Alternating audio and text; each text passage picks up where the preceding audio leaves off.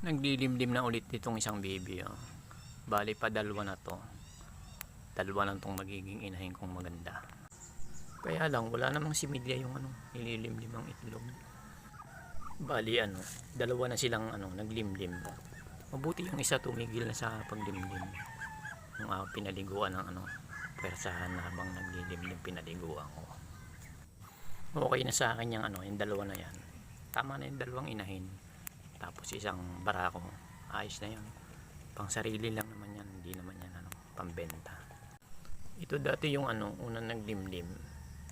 Yung dalawang naglimlim na yan ang ititira ko. Yung isang hindi naglilimlim, siguro katayin ko na lang yun. Okay na sa akin yung dalawang inahin. Tapos isang barako. Maganda sana kung marami. Ang kaso hindi pa kaya. Ibangan na lang muna.